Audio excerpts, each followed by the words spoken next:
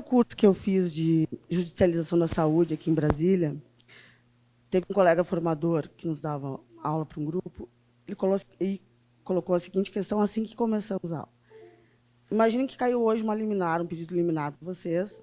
Uma criança de 6 anos, representada pela mãe, pede que seja matriculada essa criança imediatamente na escola particular do bairro, mensalidade de R$ 5.000, em torno de R$ 5.000, e sob o fundamento que essa criança estudava numa escola pública, extremamente perigosa, com uma imensa falta de professores, os quadros estavam defasados, e essa criança tinha direito, como todas as outras, a uma educação eficiente, direito à proteção integral, direito à segurança. Então, pedia para que desse a liminar para começar segunda-feira as aulas nesse colégio particular, onde estudava, inclusive, provavelmente o filho do juiz e da juíza da cidade. Ele perguntou quem deferiria essa liminar. Eu não lembro de ninguém ter dito que deferiria, nem eu. E ele disse, então tá, certo. Isso é o que eu imaginava.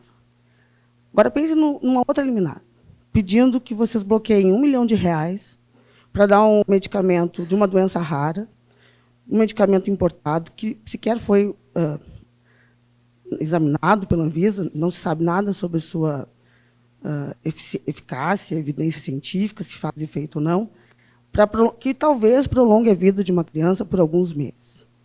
Quantos de vocês defeririam? E eram todos juízes da saúde, acho que todos pensaram, talvez eu deferisse. E aí ele perguntou, por que que... E imediatamente se instalou a dúvida, óbvio, todo mundo, eu imagino, tenha se perguntado, por que que eu não deferiria o primeiro pedido? E por que deferiria o segundo?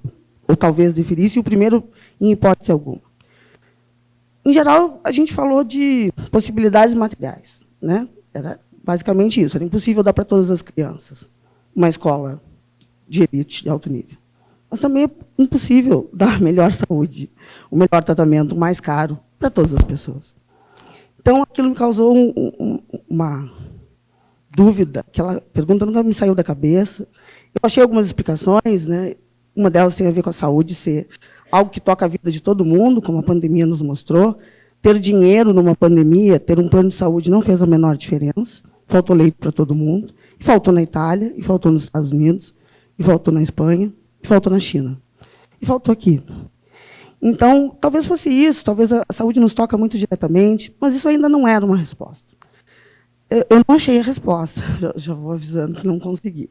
Mas eu achei exatamente o que eu até tinha sugerido como título dessa apresentação, se ela tivesse um título, que a gente acabou não colocando. Para mim, eu precisei ir para a terapia. A terapia era o mestrado. O mestrado foi a minha terapia. Eu disse, a magistratura vai ao divã para se enxergar, para se olhar profundamente e ver por que eu defiro isso e não defiro aquilo. Então, eu acho que essa era a experiência mais importante que eu tive, já que foi que me pediram para... Qual o impacto? O impacto é esse, analisar. Por que o judiciário está com essas questões todas, que eu chamo das escolhas trágicas? Por que elas estão caindo no nosso colo? Né? A gente também não vai atrás de processos judiciais, eles é que vêm até nós. O que nós estamos fazendo ou deixando de fazer e que está causando isso? Né? Aí a outra pergunta era, ok, então vamos deferir os medicamentos, a escola. Está resolvendo? A saúde melhorou? Depois desses anos de intensa judicialização? As pesquisas mostram que não. E aí, assim, então, se eu atuo como juiz, mas, ao mesmo tempo, não deixando de prestar jurisdição, o que eu poderia fazer para melhorar essa situação? Foi aí que veio a ideia, e divido isso com o meu orientador, de o judiciário como mediador político, não um mediador processual. Fazendo o diálogo acontecer entre os atores de uma política pública e através desse diálogo, as soluções dialógicas pudessem resultar em efetivas melhoras. E aí eu peguei um estudo de caso, de um caso que eu conhecia, eu tinha coordenado um comitê regional de saúde, e esse foi o tema da minha dissertação. Essa foi a ponta do iceberg, a resposta daquelas perguntas, que era essa principalmente, né? Vocês podem ler na dissertação, né? Está lá, não vou dar spoiler para ninguém. E descobri, e aí eu, fazendo uma comparação na minha cabeça para falar com vocês hoje, vocês que estão aqui, os que ainda não fazem o mestrado da Infam, eu imaginei assim, que pesquisa empírica, para mim, significa a situação muito batida que se fala da árvore e da floresta, né?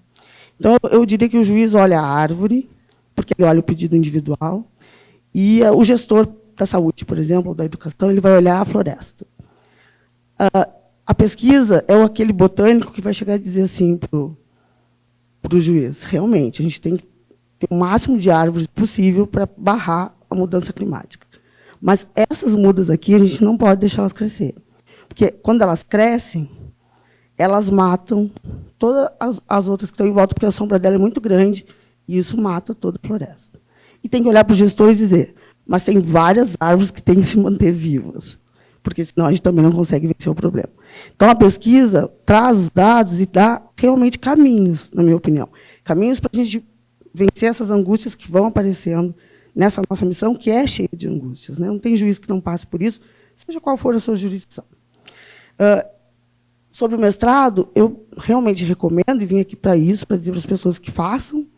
Eu estava no interior do Rio Grande do Sul, hoje eu estou em Porto Alegre. Eu nunca fiz pesquisa, nem TCC eu fui obrigada a fazer, porque eu entrei no último ano em que não era obrigada, e, obviamente, não fiz. E não sabia nada de pesquisa, não sabia nada do mundo acadêmico. O que me trouxe aqui foi o meu projeto, porque a primeira seleção é a do projeto. Então, assim, para quem deseja entrar para o mestrado, o projeto vai trazer vocês até aqui. Depois o currículo vai contar a área em que a pessoa trabalha também, mas o projeto vai ser o que realmente vai fazer vocês entrarem ou não. Então, eu realmente recomendo aos colegas que tenham vontade, tenham essas inquietações, tenham essas perguntas, ou simplesmente gostem de pesquisar, que se inscrevam nas seleções do mestrado e acho que vão ter uma experiência transformadora, maravilhosa, como eu e os meus colegas tivemos. Eu falo isso porque, assim como a Mariana também comentou, esse Brasil é enorme, a gente está sempre nos rincões da Amazônia, Rio Grande do Sul, etc. E a gente, às vezes, não consegue se imaginar num curso desse. Então, dizer que sim, a Info tornou isso possível, e acho que todos têm que tentar aproveitar essa oportunidade. Eu vou me despedir, então, mandando um abraço especial para os gaúchos e gaúchas. Hoje é o último dia da Semana Farroupilha. Uma revolução farroupilha que teve a ver com a questão dos vários Brasis dentro do Brasil, desse Brasil gigantesco. Desejo uma ótima tarde a todos e que venham todos para a Infam, que querem e puderem. Obrigada.